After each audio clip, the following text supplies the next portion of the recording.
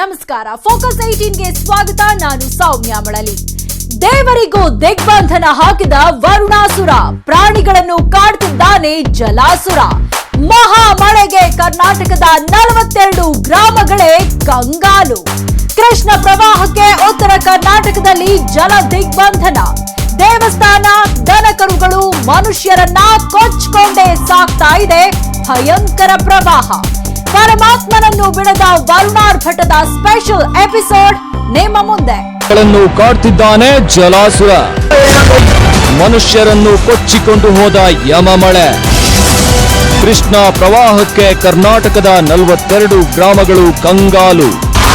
ದೇವಸ್ಥಾನಗಳನ್ನು ರಕ್ಷಿಸೋಕೆ ಆಗ್ತಿಲ್ಲ, ದನಕರುಗಳನ್ನು ಬಚಾವ್ ಮಾಡೋಕೆ ಆಗ್ತಿಲ್ಲ.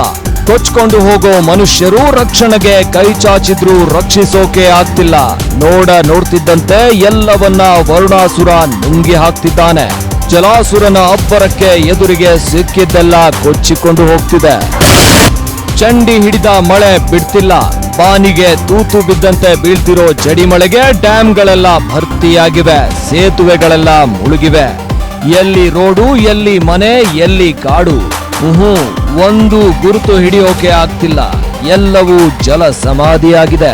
ಇಂತಹ ಜಲ ಸಮಾಧಿಯಲ್ಲಿ ಬದುಕೋಕೆ ಹೊರಟ ದನಕರುಗಳು ಕೊಚ್ಕೊಂಡು ಹೋಗೋದನ್ನ ನೋಡ್ತಿದ್ರೆ ಎಂಥವರ ಕರುಳು ಚುರುಕನ್ನದಿರಲ್ಲ. ಒಂದಲ್ಲ ಎರಡಲ್ಲ, 10 ಎಮ್ಮೆಗಳು ಪ್ರವಾಹಕ್ಕೆ ಹೇಗೆ ಕೊಚ್ಕೊಂಡು ಹೋಗ್ತಿದ್ದಾವೆ ನೋಡಿ. ಪ್ರವಾಹದ ಸೆಳೆತಕ್ಕೆ ಮೂಕ ಪ್ರಾಣಿಗಳು ಸಿಲುಕಿ ಒದ್ದಾಡಿ ಸಾಯ್ತಿದ್ದಾವೆ. ನೋಡ್ತಾ ಇದ್ರೂ ರಕ್ಷಿಸೋಕೆ ಆಗದೆ ಜನರು ಕೈ ಚೆಲ್ಲಿದ್ದಾರೆ. ತಡೆಗೋಡೆ ಇಲ್ಲದ ಸೇತುವೆಯನ್ನ ಮುಳುಗಿಸಿ ಹರಿತಿರೋ ನೀರು. ಇದರ ನಡುವೆ ದಾಟೋಕೆ ಹೋದ ಎಮ್ಮೆ ಸೆಳೆತಕ್ಕೆ ಸಿಕ್ಕು ಕೊಚ್ಕೊಂಡು ಹೋಗಿದೆ. ಎಮ್ಮೆಗಳು ಮಾತ್ರ ಅಲ್ಲ, 5 ದನಗಳು ಇಂತಹದ್ದೇ ಒಂದು ಸೇತುವೆಯನ್ನ ದಾಟೋಕೆ ಹೋಗಿ ನದಿ ಪಾಲಾಗಿವೆ. ಸಾಲಾಗಿ ಹೋದ ದನಗಳು ಸೇತುವೆಯ ಮಧ್ಯಭಾಗಕ್ಕೆ ಬರ್ತಿದ್ದಂತೆ ನೀರು ಹೆಚ್ಚಾಗಿದ್ದ ಕಾರಣ ಯಾವುದು ದಾರಿ, ಯಾವುದು ನೀರು ಅನ್ನೋದು ಗೊತ್ತಾಗದೆ ಕನ್ಫ್ಯೂಸ್ ಆಗಿದೆ. ಹೀಗಾಗಿ ಸೇತುವೆಯಿಂದ ಕೆಳಗೆ ಕಾಲಿಟ್ಟು ನದಿಗೆ ಹಾರವಾಗಿವೆ. ಒಂದೇ ಒಂದು ಹೋರಿ ಈ ಘಟನೆಯಲ್ಲಿ ಅದೇಗೋ ಬದುಕುಳಿದಿದೆ. ಹೀಗೆ ಒಂದ್ ಕಡೆ ಮೂಕ ಪ್ರಾಣಿಗಳನ್ನೇ ವರುಣಾಸುರ ನುಂಗಿ ಹಾಕ್ತಿದ್ರೆ, ಇನ್ನೊಂದ್ ಕಡೆ ದೇವಸ್ಥಾನಗಳೇ ಕೊಚ್ಕೊಂಡು ಹೋಗೋ ಭೀತಿಯಲ್ಲಿದೆ. ನೇರವಾಗಿ ದೇವಸ್ಥಾನದೊಳಕ್ಕೆ ನುಗ್ಗಿದ ನೀರು ಸಿಕ್ಕಿದ್ದೆಲ್ಲವನ್ನೂ ಸೇರಿಸಿಕೊಂಡು ಸಮುದ್ರ ಸೇರ್ತಿದೆ. ಸ್ಥಾನಗಳನ್ನು ಬಿಡ್ತಿಲ್ಲ, ದನ ಕರುಗಳನ್ನು ಬಿಡ್ತಿಲ್ಲ. ಇನ್ನು ಈ ಜಲಾಸುರನ ಕೈಗೆ ಸಿಕ್ಕಿದ್ರೆ ಮನುಷ್ಯರು ಉಳಿತಾರ? No chance. ಯಾವ ಕ್ಷಣದಲ್ಲಿ ಎಲ್ಲಿಂದ ನೀರು ನುಗ್ಗುತ್ತೆ ಅನ್ನೋದೇ ಗೊತ್ತಾಗದೆ ಕೊಚ್ಚಿ ಹೋದವರ ದೃಶ್ಯ ನೋಡ್ತಾ ಇದ್ರೆ ಎದೆ ನಡುಗುತ್ತೆ. ಬಿಡದೆ ಸುರಿಯುತ್ತಿರೋ ರಾಕ್ಷಸ ಮಳೆ ಸೃಷ್ಟಿ ಮಾಡಿದ ಅವಾಂತರ ಅಷ್ಟಿಷ್ಟಲ್ಲ, ನಗರ ಊರುಗಳಿಗೂ ನುಗ್ಗಿ ಬರ್ತಿರೋ ಜಲಾಸುರನಿಗೆ ಅದೆಷ್ಟೋ ಮನೆಗಳೇ ಉರುಳಿ ಬಿದ್ದಿವೆ. ಈ ಮಹಾಮಳೆಗೆ ದಕ್ಷಿಣ ಭಾರತದ ಬಹುತೇಕ ನದಿಗಳ ಆರ್ಭಟ ಜೋರಾಗೇ ಇದೆ. ಆದ್ರೂ ನೀರಲ್ಲಿ ದಾಟೋ ಸಾಹಸ ಮಾಡ್ತಿದ್ದಾರೆ ಜನ. ಎಷ್ಟೋ ವಾಹನಗಳು ನದಿ ದಾಟೋ ಸಾಹಸಕ್ಕೆ ಇಳಿದು ಕೊಚ್ಕೊಂಡು ಹೋಗಿವೆ. ಆಟೋ, ಕಾರು, ಲಾರಿ ಹೀಗೆ ಎಲ್ಲ ವಾಹನಗಳು ಪ್ರವಾಹದ ಅಬ್ಬರಕ್ಕೆ ಕೊಚ್ಚಿ ಹೋಗ್ತಿರೋ ದೃಶ್ಯ ಭಯಾನಕವಾಗಿದೆ. ಅದ್ಯಾವ ರಭಸದಲ್ಲಿ ನೀರು ಮುನ್ನುಗ್ಗಿ ಬರ್ತಾ ಇದೆ ನೋಡಿ. ಇಷ್ಟು ರಭಸದ ನೀರಿಗೆ ಏನಾದ್ರೂ ಉಳಿಯೋಕೆ ಸಾಧ್ಯನಾ? ಮನೆ ಮಠಗಳೇ ಕೊಚ್ಚಿ ಹೋಗುವಾಗ ಇನ್ನು ಎದುರಿಗೆ ಸಿಕ್ಕ ದನಕರುಗಳು, ಮನುಷ್ಯರು ಉಳಿತಾರ? ಉಳಿಯೋಕೆ ಸಾಧ್ಯನಾ?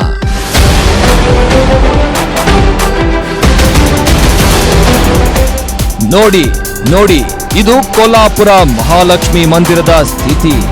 ದೇವಸ್ಥಾನದೊಳಗೆ ನುಗ್ಗಿರೋ ನೀರು ದೇವಸ್ಥಾನದ ಎದುರಿನ ಅಂಗಡಿಗಳನ್ನೇ ಕೊಚ್ಚಿಕೊಂಡು ಸಾಕ್ತಿದೆ. ಆಂಧ್ರದಲ್ಲಿ ಕೃಷ್ಣಾ ನದಿಯ ಅಬ್ಬರಕ್ಕೆ ಶ್ರೀಶೈಲಂನಲ್ಲಿರೋ ಸಂಗಮೇಶ್ವರ ದೇವಸ್ಥಾನ ಆಲ್ಮೋಸ್ಟ್ ಮುಳುಗಿದೆ. ಮಹಾರಾಷ್ಟ್ರದಲ್ಲಿ ಸುರಿಯುತ್ತಿರೋ ಭೀಕರ ಮಳೆಯ ಪರಿಣಾಮ ಉಕ್ಕಿ ಹರಿಯುತ್ತಿರೋ ಕೃಷ್ಣಾ ನದಿ ಅಕ್ಕಪಕ್ಕದ ಎಲ್ಲ ದೇವಸ್ಥಾನಗಳನ್ನು ಮುಳುಗಿಸಿದೆ. ನಾಸಿಕ್ನಲ್ಲಿ ಗೋದಾವರಿ ಅಬ್ಬರ, ಮುಳುಗಿದ್ದಾನೆ ತ್ರಯಂಬಕೇಶ್ವರ.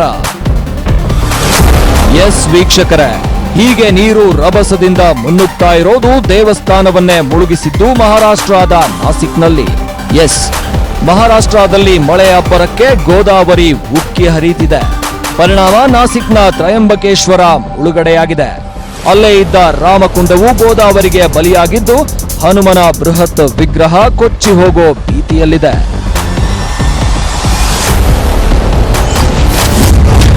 ಕೊಂಡೇಶ್ವರನನ್ನ ಕೊಂಡೊಯ್ಯುತ್ತಾ ಜಲಾಸುರ. ಕೊಚ್ಚಿ ಹೋಗೋ ಭೀತಿಯಲ್ಲಿ ಪ್ರಸಿದ್ಧ ದೇವಸ್ಥಾನ. ಮಹಾರಾಷ್ಟ್ರದ ಬದ್ಲಾಪುರ ವರುಣಾಸುರನ ಆರ್ಭಟಕ್ಕೆ ಅಕ್ಷರಶಃ ಮುಳುಗಡೆಯಾಗಿದೆ. ನೋಡಿ, ಇದು ಮುಳುಗಿದ ಬದ್ಲಾಪುರದ ದೃಶ್ಯ. ಇಡೀ ಊರಿಗೆ ಊರೇ ಮುಳುಗಿರೋವಾಗ ಇನ್ನು ದೇವಸ್ಥಾನ ಉಳಿಯುತ್ತಾ?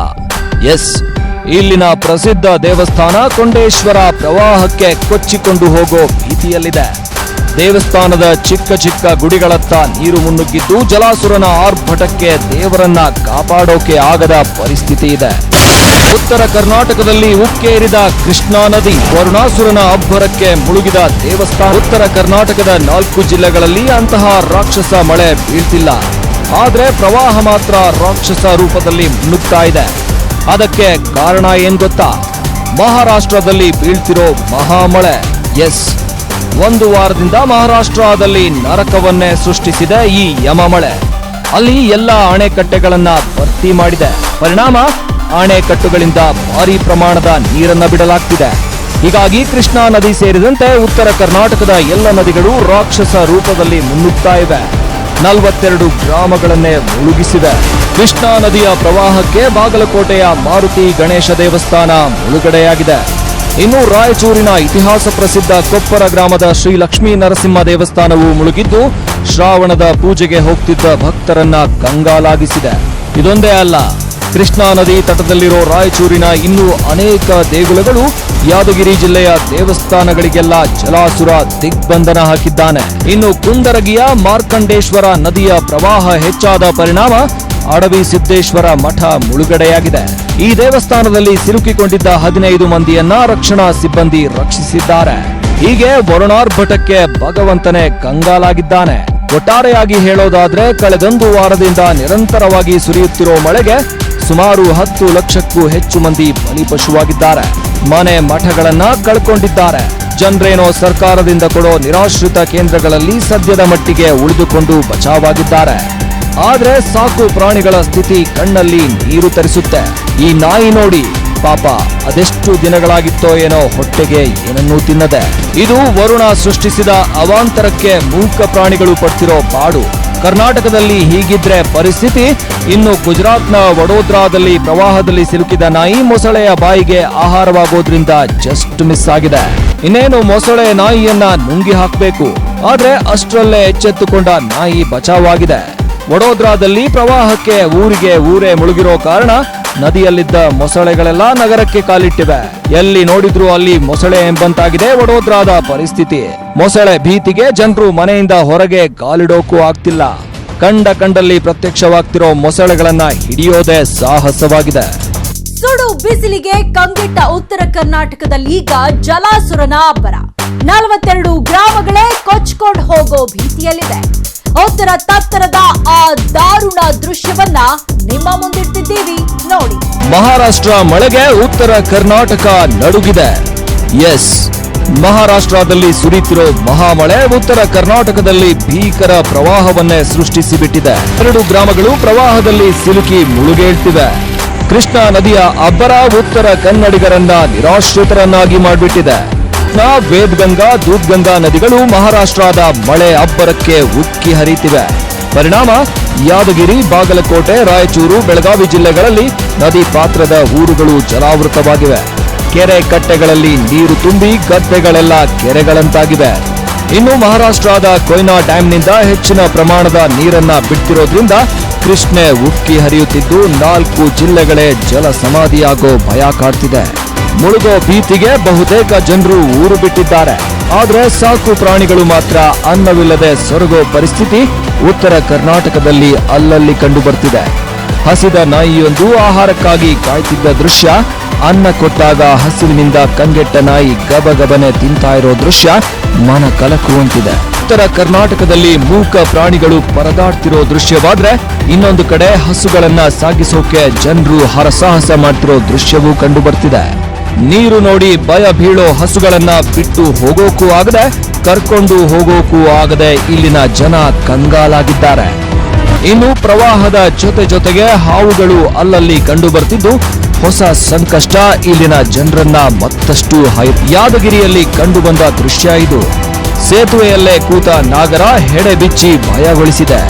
ಇದೀಗ ಬಹುತೇಕ ಕಡೆ ನೀರಿನಲ್ಲಿ ಹಾವುಗಳು ಕಂಡು ಬರ್ತಿದ್ದು ಜನರನ್ನ ಬೆಚ್ಚಿ ಬೀಳಿಸಿವೆ. ಹೀಗೆ ಹಾವುಗಳ ಕಾಟವು ಜನರನ್ನ ಭೀತಿಗೆ ದೂಡಿದೆ.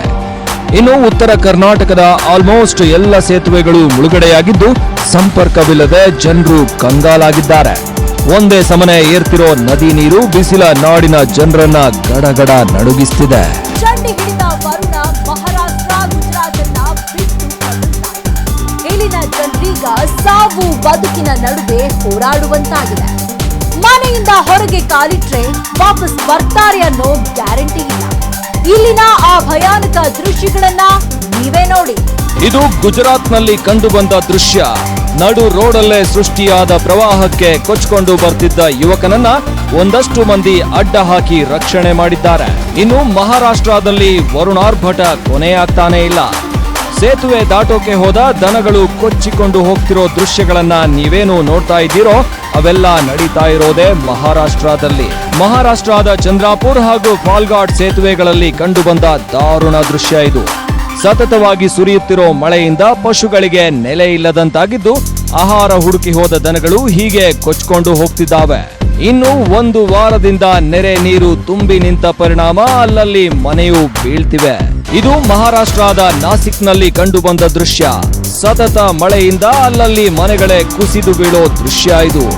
ಇನ್ನು ನಾಸಿಕ್ನ ದೇವಸ್ಥಾನಗಳು ಕೂಡ ಮುಳುಗಡೆಯಾಗಿರೋದನ್ನ ನೋಡಬಹುದಾಗಿದೆ. ಪ್ರವಾಹಕ್ಕೆ ಮುಳುಗಿದ ದೇವಸ್ಥಾನಗಳು, ಎದೆಮಟ್ಟ ನೀರಿನಲ್ಲೂ ದೇವರ ದರ್ಶನಕ್ಕೆ ಬರ್ತಿರೋ ಭಕ್ತರು, ಇವೆಲ್ಲ ಮಹಾರಾಷ್ಟ್ರದಲ್ಲಿ ಸದ್ಯಕ್ಕೆ ಪ್ರವಾಹ ಪರಿಸ್ಥಿತಿಯಿಂದ ಕಂಡು ಬರ್ತಿರೋ ಸಾಮಾನ್ಯ ದೃಶ್ಯಾವಳಿಗಳು. ಇನ್ನು 4-5 ದಿನ ಮಹಾಮಳೆ ಮುಂದುವರಿಯಲಿದ್ದು ಯಾವ್ಯಾವೆಲ್ಲ ದುರ್ಘಟನೆಗಳು ನಡೆಯುತ್ತೋ ಅನ್ನೋ ಭೀತಿ ಜನರಲ್ಲಿದೆ. ವರುಣಾರ್ಭಟಕ್ಕೆ ಕರ್ನಾಟಕದ ಉತ್ತರ ಭಾಗವು ತತ್ತರಿಸಿ ಹೋಗಿದೆ. ದೇವಸ್ಥಾನಗಳೇ ಕೊಚ್ಕೊಂಡು ಹೋಗೋ ಭೀತಿಯಲ್ಲಿವೆ. ಪರಮಾತ್ಮನಿಗೂ ವರುಣಾಸುರ ದಿಗ್ಬಂಧನ ಹಾಕಿದ್ದು ಜನರು ದಿಕ್ಕೇ ತೋಚದಂತಾಗಿದ್ದಾರೆ. ಸಾಕಪ್ಪ ಮಳೆಯ ಸಹವಾಸ ಅಂತ ಕೈ ಮುಗಿತಿದ್ದಾರೆ. ಮಹಾರಾಷ್ಟ್ರದ ಮಳೆಗೆ ಉತ್ತರ ಕರ್ನಾಟಕ ಮುಳುಗೋ ಭೀತಿ ಎದುರಿಸ್ತಾ ಇದೆ. ನೆರೆಯಾರ್ಭಟ ಜೋರಾಗಿದೆ. 2009ರಲ್ಲಿ ಉತ್ತರ ಕರ್ನಾಟಕದ ಪ್ರವಾಹ ಮಂತ್ರಾಲಯ ಮುಳುಗಿದ ಆ ಸನ್ನಿವೇಶ ಮತ್ತೆ ನೆನಪಾಗ್ತಾ ಇದೆ. ಇಂಟ್ರೆಸ್ಟಿಂಗ್ ಅಂದ್ರೆ ಅಂದು ರಾಜ್ಯದಲ್ಲಿ ಬಿಎಸ್ವೈ ಸಿಎಂ ಆಗಿತ್ತು. ಇಂದು ಅವರೇ ಸಿಎಂ ಆಗಿದ್ದಾರೆ. ಕಾಕತಾಳೀಯವೋ ಏನೋ ಗೊತ್ತಿಲ್ಲ, ಇದೀಗ ಮತ್ತದೇ ಸನ್ನಿವೇಶ ಸೃಷ್ಟಿಯಾಗಿದೆ. ಕಾಪಾಡೋ ಪರಮಾತ್ಮ ಅಂತ ಜನ ದೇವರ ಮೊರೆ ಹೋಗಿದ್ದಾರೆ. ಇದೇ ಇವತ್ತಿನ ಸ್ಪೆಷಲ್. ನೋಡ್ತಾ ಇರಿ ನ್ಯೂಸ್ 18 ಕನ್ನಡ. ಜಾಲ ನಮ್ಮದು, ಬಲ ನಿಮ್ಮದು.